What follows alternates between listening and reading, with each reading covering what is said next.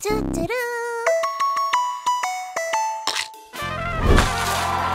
this month's edition of the Wrap-Up Show, para sa lokal o para sa bulsa, what's this issue about supposed local brands ripping Filipinos off? Let's wrap that up. Baka unwrap gusto mo. Sa traffic naman tayo, goodbye to Gewang-Gewang Motor and Jeep. Gumigewang pala yun. Oh. Joke lang. Dahil sa NCAP yan. Is NCAP really that beneficial to keep Metro Manila's roads safe? And will the EDSA rebuild push through? I don't know. Kasi, what are the Filipinos expecting from the highway overhaul? May overhaul talaga, no? Let's wrap that up as well. Ito. Malapit to sa inyo. Alam mo to, nag-imbornal ka lang, meron ka pang 80K. Hindi po yan promo ng isang grocery or restaurant or pagkain, whatever. It's the issue with the imbornal girl of Makati and the help that the DSWD gave her. Let's wrap that up. May isa pa, mag-OT tayo ngayon kasi walang humpay na transport news na naman. Isang PWD sa EDSA busway, binugbog at na-tasered on the spot kasi di na gets. Mga Florida buses na nag-racing sa Isabela, ingat naman kayo dyan. And lastly, the LTO Baguio resignation. Registration. LTO Baguio registration chief, lashing na nag-drive. Tell me about it. Leading by example, no? Daming ganap nitong June. Wala pa yung isang major news niyan. Wala pa.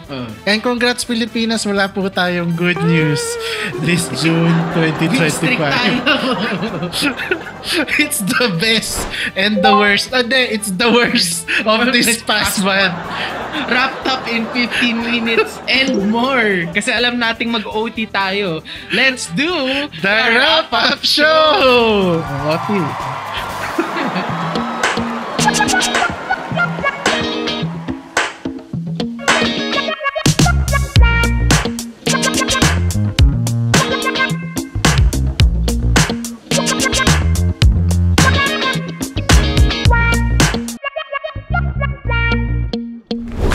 Hello, I'm Stephen. I'm Arjie. And welcome to another episode of The Wrap-Up Show. Dito lang yan sa Crumb Society. Kung may mahanap pa kayo sa iba nga, please report that today. Or kung may makita kayo na sobrang pogi na Stephen at IG, AI yun. Retokadong Totoo. Totoo po yan. Okay. Pumunta muna tayo sa una nating sa gitna news. ng Metro Manila, isang mahabang linya, isang pagitan, isang tuldok. Hindi, joke lang. Hello NCAP, goodbye EDSA rebuild. I think kasi may question mark nga. Kasi maraming natuwa sa implementation ng NCAP. Bakit? Wala nang kamote sa daan. At least for the most part na may camera. Kasi may mga blind spot pa rin yung mga NCAP. As usual. Sa di-discuss po namin yung trending na Commonwealth. Pero ako personal lang, na-experience ko yan dun sa Ortigas Avenue. Pagkalagpas niyo po ng Lanusa, yes. Pababa kayo ng IPI. IPI. Carry on. IPI. Di ba doon sa may left ng papuntang Green Meadows? Meron tong tag dito yung pa-left. Siyempre, dati meron doon yung mga umu-overtake. Dahil nga nakikita nila, naka-left na lahat papuntang Green Meadows. So, overtake sila, hintayin nila mag-green, yung padiretso, para una sila. Ngayon, wala. Lahat nandun sa second, third, fourth lane.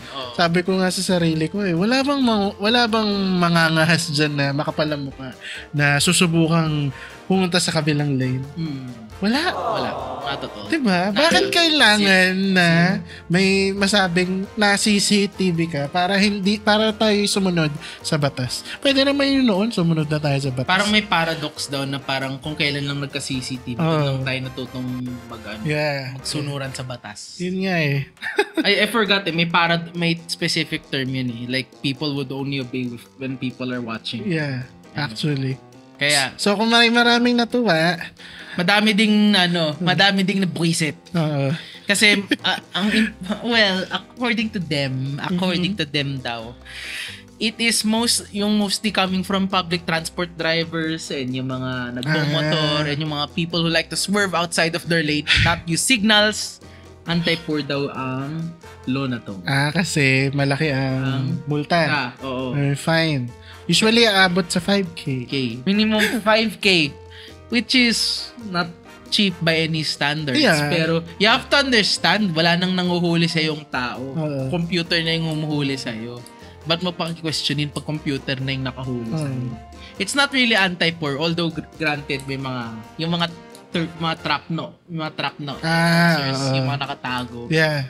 Yung biglang, huy, bawal ka dyan, ba't ka kumaliwa dyan? Yung mga ganun. Although gets yun yung anti-poor talaga. Kasi, sir, bayaran mo na lang ako para walang ticket. Yung ganun. Actually, the reason niya kung bakit tinataasan yung fine is para matakot ka na hindi gawin para hindi ka sumuway. Ayun, yun na lang. Para hindi ka sumuway dun sa traffic rules and regulations. It's for your own safety. Kasi nga, di ba, hindi ba mas anti-poor kung ikaw or makaka-aksidente ka ng iba? Yeah. Minsan ganun maingat ka, pero ikaw naman yung nadamay sa aksidente dahil ang daming ganyan ngayon this week. Ang daming ganyang balita na hindi na namin maiseksik pa dito dahil mag-OT na kami. Mga nag-iingat mag-drive, pero yung mga kasalubong nila or kasama nila sa kalsada, hindi naman maingat mag-drive. Babanggain ka. Ito na naman. Diyan sa may Angono, sa tapat ng McDonald's, merong jeep. Ako nakahinto kasi intersection Meron jeep, ang bilis. Nakikita ko malayo pa lang ang bilis niya. May tumatawid doon sa intersection. So, talagang nakastop lang kami. So, wala kami magagawa. Ngayon, itong jeep na to, may iniwasan siyang tricycle. Alam mo yung kinain niya yung kabilang lane? Para makaiwas. Para makaiwas. Tapos bumalik siyang ganun. As in, swerve talaga siyang ganun. Kung nawalan yun ng control, dumiretso yun sa aking headwood. Malamang patay na ako ngayon. Diba? So, ang matatakot lang naman sa NCAP yung hindi sumusunod sa batas. Hindi naman nung nagpa-fixer. Diba? It's like we're being trained by our own government to obey traffic rules. Shouldn't we been doing that sa driving school pa na? Yeah. Tapos yung malala pa, yung may iba dun, nag-turning signal kung kailan naka-usli na yung kotse. Sa isip ko naman, magta-turning signal, hindi ko naman din makikita. Many times nangyari yon, and mind you, I'm a really slow driver, especially with my parents behind me. I drive extra slow. Kaya you could imagine how safe I am as a driver. Hindi naman yung mabagal na nakaka-agrabyado na sa ibang tao, pero you get the idea. Nakakaharang na sa traffic sa bahay. Hindi naman ako ganun. Pero mabagal ako for what's considered my car, yung naka-SUV kami. Ang tanong doon, pabor ba tayo? Ako, sabi ko kanina, pabor ako. Ako natakot na ako. Pero tapos naalala ko bigla, teka lang, di naman ako sumusuway sa traffic laws. Ba't ako natatakot? Tama. If anything nga, dapat ako matakot sa hindi sumusunod Matakot ako sa mga sumusuway, lalo na pag-edit. Anyway, we've got something pala. Do you have may picture tayo? Palitawin mo na lang sa edit. Nakita niyo na ba ang picture ng Commonwealth sa first day ng NCAP? Nakakatawa nakahilera yung mga motor Nadula sila sa isang lane talaga Anyway, nalala ko nasa Singapore. Oo. Kita naman sa picture na kaya naman ba't kailangan pa mag-CCTV? Ba't mo kailangan pa hulihin sila? In the act, para lang sumunod sila. Di ba pwede naman pala na nung meron palang enforcer, wala pang NCAP. Pwede naman ganyan ng natin, ang itsura natin Pero wala, umabot tayo na kailangan na ng AI at CCTV para lang sumunod tayo. Oh my gosh. Yeah. At speaking of drive, pag tayo nagda-drive, tayo ay nasa kalsada. At speaking of kalsada, meron tayong rules. At speaking of rules, meron tayong NCAP. Kaya may transition tayo. Ba't nga ba nagka-NCAP? Ang hirap i-segue. Layo yung pick-up. Kaya naman natupad ang NCAP in the first place is all because of one almost disastrous almost kasi baka matupad pa rin.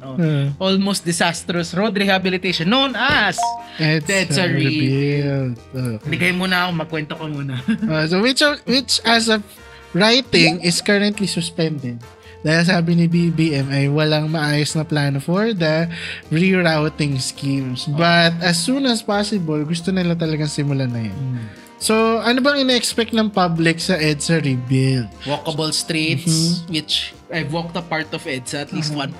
God knows na I can't walk anywhere near EDSA.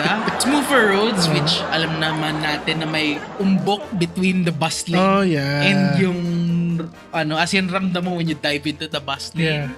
And unflooded highways, which, totoo lang, I haven't experienced yet. Pero, may nakikita akong, yung mga part ng EDSA na nakalubog. Yung kailangan nakalubog yung gulong para makadaan. Ako doon ko gusto mag-focus sa magkaroon ng walkable na EDSA. Kasi dati I'm using frequently yung MRT sa Ortigas. So pag gusto mong pumunta from Ortigas Station to Mega Mall, maghanda kang squeeze sa sidewalk. Tinry ko yun kasi there was a time na sobrang ayoko na maghagdanan ng taas. Yung Mount Ortigas. Di ba Mount Show? Hindi, may isa pa yun. Okay. Natutunan ko din yun nung nalaman ko paano mag-commute to crossing. Grabe. Para lang maka-escalator ako, makikipagsiksikan ako. Dun di ba sa may corner dun na malapit na sa may escalator. Ang liit, grabe. Siksikan talaga. Tas bigayan, pero minsan kupal yung mga kasama mo. Maghintay ka ng 3 papasok para makalabas ka. Kaya ayun. So as per the government, this rebuild will really modernize and improve this major road in Metro Manila. Not in my lifetime.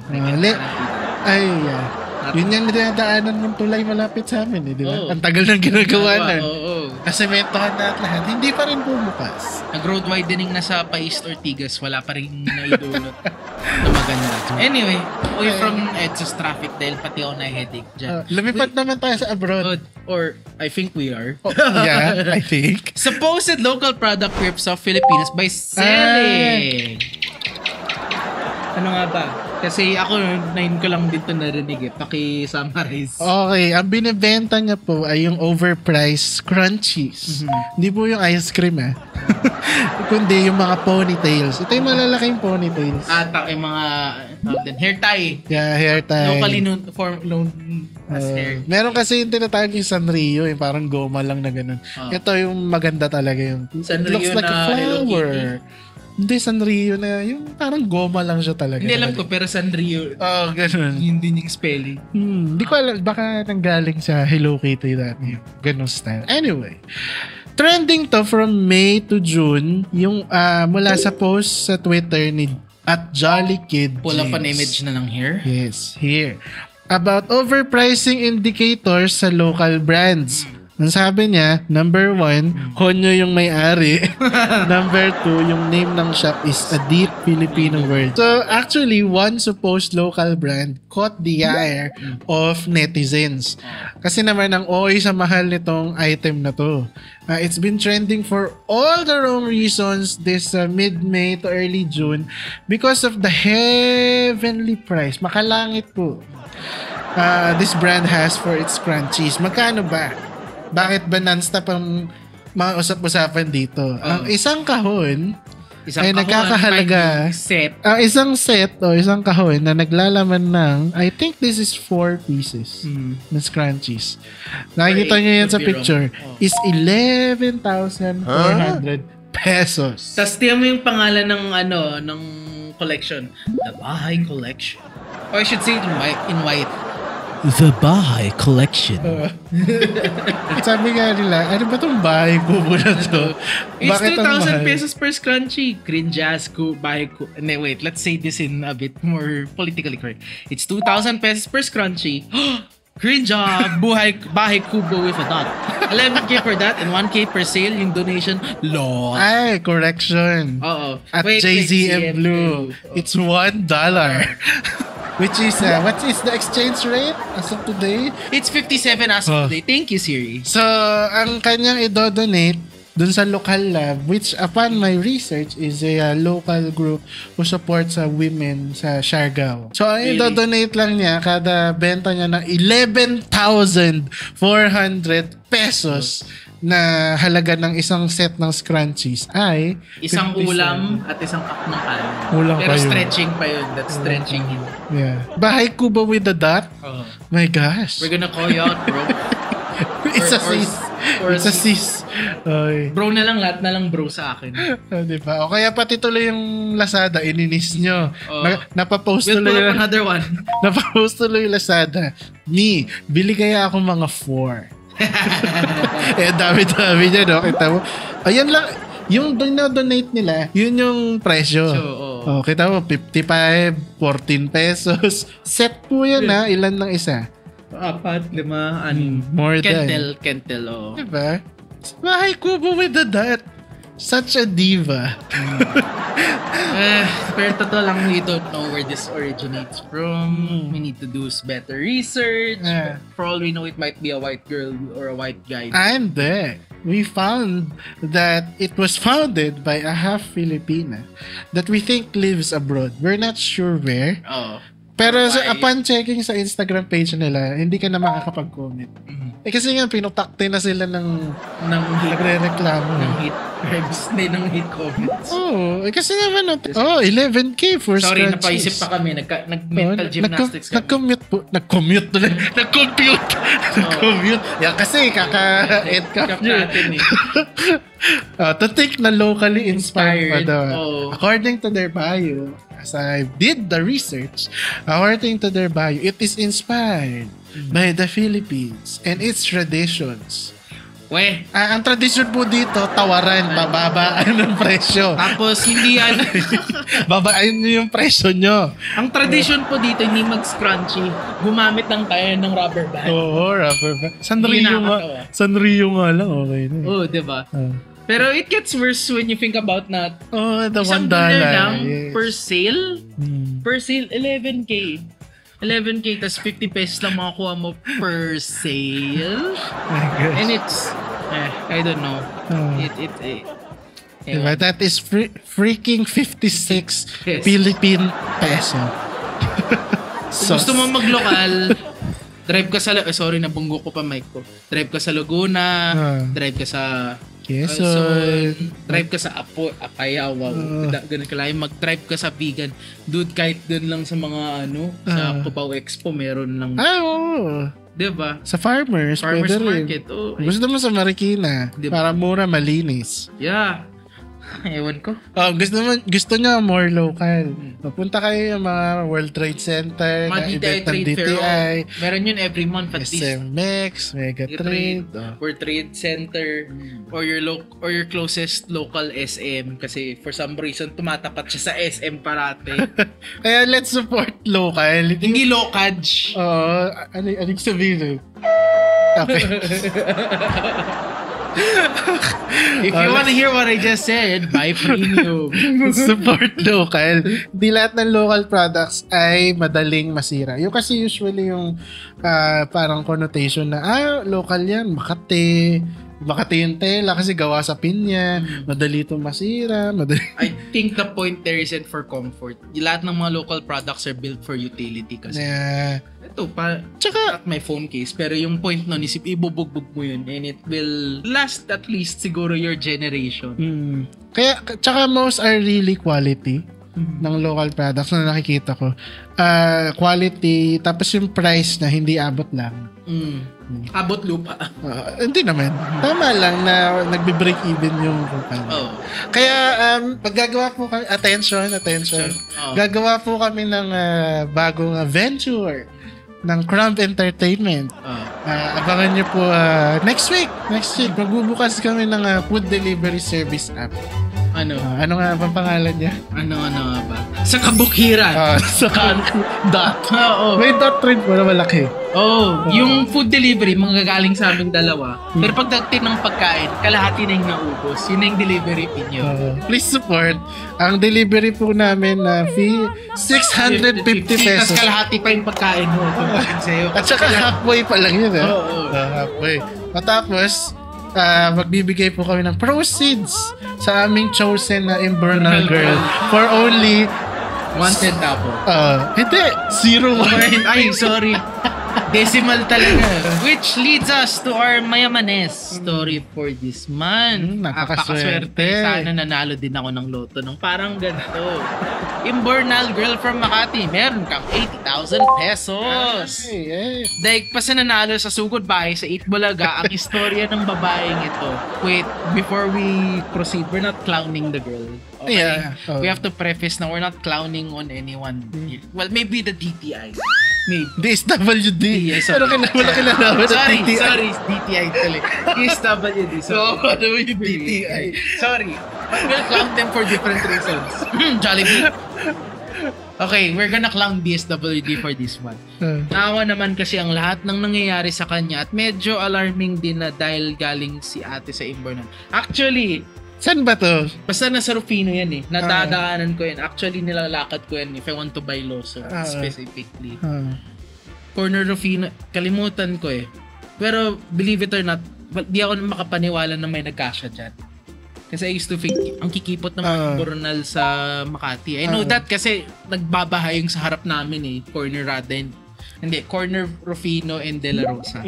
Nagbabaha doon parati. Akalain mong may Pennywise sa loob ng Imbornal. Usually kasi ang lumalabas sa ganyan, malaking ahas. Pero makakita ka ng tao. Diyos ko po. Ano yun?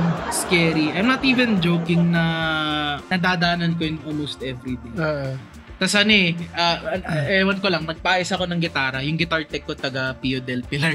Pinicture niya din yan. Sabi niya, sayang, walang 80K. It's something you shouldn't see every day. Something you don't see every day. It's something you don't see every day. And in fairness, unlike most government cases, ang bilis nila mag-respond. Oo naman, okay. Hindi, that's not my point. But ang bilis ni DSWD dito. Pero kung may mga welfare problems, mga women's rights, mga broken families, abusive households, bagal nila mag-respond. Diba? Ang medyo nagpataas ng kilay. Wala nga akong kilay masyado. Kapag ganun mga tao. 80K bilang tulong sa kanya at ginawa pang honorary social worker. Agad-agad Oo, agad-agad. Right now. And there are people who do way more behind the scenes tas ni man silang bigyan ng thank you. Yeah. Sounds familiar. Social workers pala, if you didn't know, have to train 4 years. Tas may exam yun. And that's where all this backlash is coming from. Actually, may dagdag pa yun. I don't know if mapupull up natin dito, pero may follow-up news na parang may drug habit siya. Ha? Oo. Yung itong babae? Do not quote me on this. Di ba may jowa daw yun? Meron yun, tapos may drug habit pa siya. Nako po. Oo. So you can imagine na parang ano ba yan 80K? We're not gonna clown on the girl kasi we can't judge situations. Pero DSWD, pag ganyan mabilis, pero pag ibang sitwasyon, medyo cases, parang bagal niya talaga. Para naman doon sa babae, nabigyan ka na ng pangalawang pagkakataon pagbutihan mo na, huwag ka nang bumalik dyan. We're not gonna hold anything against you dahil sa iyo na yan, sige na. Though I wish you could get 80K din. Gagapang ako sa Imbornal din. Baka nyo po kami sa pinakamalapit na Imbornal sa inyong bayan. Sa inyong Makati Law Office. Uy, ano yan? Sino masunugan? Bahay ko? Hindi, yan na ang signal ng OT na! May balita pa! At dahil marami na namang nakakainis na nangyayari sa kalsada, I mean, that's pretty normal if you live here, narito na ang mga paspasang road happening this June 2025. So yun nga po, please be kind and understanding to your fellow commuters cause a guy on board an EDSA busway passenger siya, was punched, kicked, choked, and temporarily incapacitated due to being tasered on the spot. I'm so surprised na may taser pala dito sa Pilipinas. Oh! In this 1 minute 30-second video, makikita na he's seen shouting, "Tama na!" and bites a piece of cloth when he was attacked by the bus conductor and other passengers. In the follow-up investigation, it was revealed that the man that was attacked was mentally challenged. Of course, lahat naman ng mentally challenged dito ginajudge natin. For some some reason. DOTR Secretary Vince Dizon said that the incident will be investigated and heads will roll. Oh, please. He adds that the incident hits closer to home as his brother is also living with autism and that he knows well the challenge to be with someone who is going through this. Ay, nako. Oh. I don't know kasi I have people close to me na politically correct, mga mentally challenged. As in ranging from not so challenged to super challenged. Kaya intindi ko na parang ano ba yan, ba't nyo sinuntok? Kakapal ng mga mukha nyo to fit. Parang kung hindi ako nagkakamali, ang unang tama dun sa lalaki is sinipa siya sa mukha. Oo. Kung hindi ako nagkakamali Grabe naman. Hindi ba nila alam yung characteristic ng isang may mental mind you, disability. napaganto ako, if I see you and you have conditions and napaganto ako, hindi kasi sinasnab or ginajudge. Na madali lang mabulabog. We're condoning what they've done. Kaya hindi na kayo nasiyan na sinipa nyo na siya, sinakal nyo na siya, pinagbubugbog nyo siya, tapos tinaser nyo pa. May babae pa nga dun sa bus yata parang sumisigaw pa na sige pa, gawin niyo pa yan. May mga consentid. Wala ka bang anak, ma'am? Grabe ka naman. Wala ka bang kamag-anak na ganun? Ay, nako. Or hindi ka ba aware na may mga taong ganun? Malay mo yung itong taong to na nagbabiyahe na may autism. Baka yan yung mga nabigyan ng trabaho. It just so happens. Pasalamat na tayo na they have work. No. Baka just so happens na yun lang means of transportation niya. Tapos na-atake siya. Inatake siya. I mean, don't we all have our days? Next. Kayo sa with a bus naman. Bus na naman. Imbis na nasa loob ng bus. Or rather, buses. Okay. Because sa Isabela, maraming units ng bus company na Florida ang nakitang nagre-racing sa isa't isa sa isang highway sa Isabela. Oh yeah. The LTFRB has issued a show cause order to the said bus company pero no show sila sa first hearing as of writing. Ang sabi naman ng bus company daw is naka-fast forward yung video. True enough. Pero sabi nga ni LTO Chief Bigor Mendoza III, it is the manner in which the buses were driving kasi parang nag-uunahan sila Gewang-gewang, pasok sa lane, labas sa lane, ganyan. Kaya yun ang dangerous na sinasabi nila dyan. Kaya dahil dyan, puro katrapikan na ating pinag-uusapan, sasama na po kami sa MMDA clearing at magpa-vlog na po kami doon. Abangan niyo po. Uy, may ulo dito! Joke lang. Kasi nakakaasar na talaga itong mga ganitong driver heto pa, last na to. Tanggal ang LTO registration chip ng Baguio. Galing mo naman mag-jingle. Hindi jingle. Kanta talaga. Alam ko, pero magaling ka mag-jingle right. Napabuti. Bigyan ka ng Kidlat Award for adaptation. Kidlat. Kinidlat lang pala. Paano ba naman kasi he was driving Lasheng.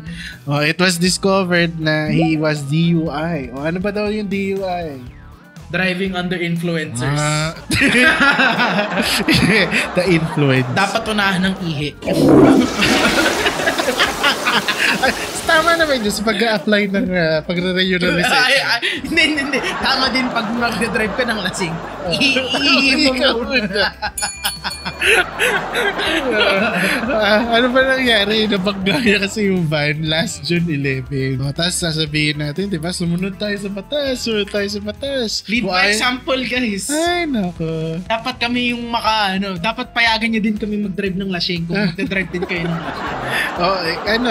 Tawag dito? Baguio yan, walang NCAP. So, paano? Lagyan ng NCAP. Iba yung NCAP dun. Pag nahulog ka, bangin. No contact mo. No contact, patay. Ay, nako. So, OT na po kami.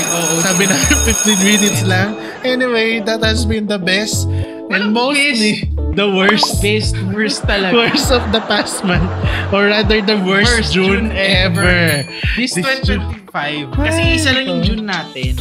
delivered to you in more than 30 minutes. Actually, our terms and conditions say delivered to you in 15 minutes and more today dahil ulti na. Yeah. Don't forget to leave us your thoughts about this episode and the issues we have talked about today in the comment section below with the hashtag namatayin kami ng ilaw. Pala ko nag-brown out with the hashtag Wrapped Up Thoughts. And we will read it on the next episode. Wala pa rin nagpapadala sa last episode. This has been Steven. And this has been RG. And we'll see you again next time. Bye-bye. Godspeed. Walang thank you, Cap, again. Wala